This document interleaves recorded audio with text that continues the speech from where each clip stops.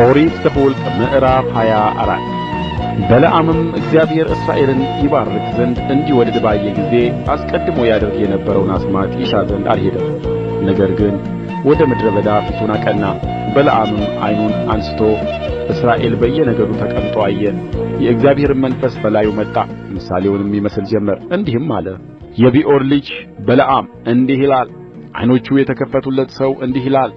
የእግዚአብሔርን ቃል የሚሰማ ሁሉንም የሚችል የአምላክን ራእይ የሚያይ የወደቀው ዓይኖቹም የተከፈቱለት እንዲህ ይላል። ያዕቆብ ሆይ ድንኳኖችህ፣ እስራኤል ሆይ ማደሪያዎችህ ምንኛ ያምራሉ! እንደ ሸለቆች በወንዝ ዳር እንዳሉ አትክልቶች፣ እግዚአብሔር እንደ ተከለው እሬት በውሃም ዳር እንዳሉ ዝግባዎች ተዘርግተዋል። ከማድጋዎቹ ውኃ ይፈስሳል፣ ዘሩም በብዙ ውኆች ይሆናል። ንጉሡም ከአጋግ ይልቅ ከፍ ከፍ ይላል፣ መንግሥቱም ይከብራል። እግዚአብሔርም ከግብጽ አውጥቶታል። ጉልበቱ አንድ ቀንድ እንዳለው ነው። ጠላቶቹን አሕዛብን ይበላል፣ አጥንቶቻቸውንም ይሰብራል፣ በፍላጾቹም ይወጋቸዋል። እንደ አንበሳ ዐርፎ ተኝቶአል፣ እንደ እንስቲቱም አንበሳ ተጋድሞአል። ማን ያስነሣዋል? የሚመርቅህ ሁሉ የተመረቀ ይሁን፣ የሚረግምህም ሁሉ የተረገመ ይሁን።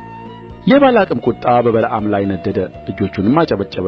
ባላቅም በለዓምን ጠላቶችህን ትረግም ዘንድ ጠራሁህ፣ እነሆም 3 ጊዜ ፈጽመህ መረቅሃቸው። አሁንም እንግዲህ ወደ ስፍራህ ሽሽ፣ እኔ አከብርህ ዘንድ ወድጄ ነበር፣ እግዚአብሔር ግን እነሆ ክብርህን ከለከለ አለው። በለዓምም ባላቅን አለው፣ ባላቅ በቤቱ የሞላውን ብርና ወርቅ ቢሰጠኝ መልካሙን ወይም ክፉውን ከልቤ ለማድረግ የእግዚአብሔርን ቃል እተላለፍ ዘንድ አይቻለኝም። እግዚአብሔር የተናገረውን እርሱን እነግርሃለሁ ብዬ ወደ እኔ ለላክሃቸው መልእክተኞችህ አልተናገርኋቸውምን?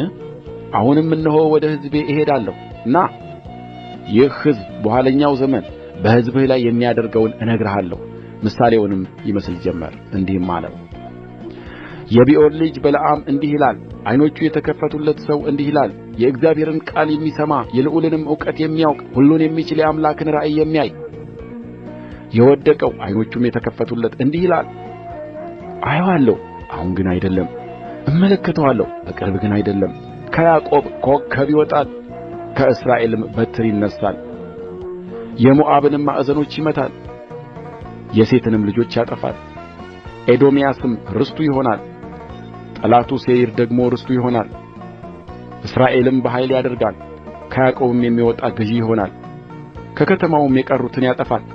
አማሌቅንም አይቶ ምሳሌውን ይመስል ጀመር፣ እንዲህም አለ። አማሌቅ የአሕዛብ አለቃ ነበረ፣ ፍጻሜው ግን ወደ ጥፋት ይመጣል። ቄናውያንንም አይቶ ምሳሌውን ይመስል ጀመር፣ እንዲህም አለ። ማደሪያህ የጸና ነው፣ ጎጆህም በአምባ ላይ ተሠርቶአል።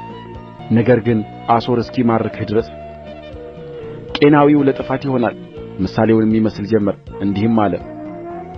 እግዚአብሔር ይህን ሲያደርግ አወይ ማን በሕይወት ይኖራል? ከኪቲም ዳርቻ መርከቦች ይመጣሉ፣ አሦርንም ያስጨንቃሉ፣ ዔቦርንም ያስጨንቃሉ፣ እርሱም ደግሞ ወደ ጥፋት ይመጣል። በለዓምም ተነሣ፣ ተመልሶም ወደ ስፍራው ሄደ።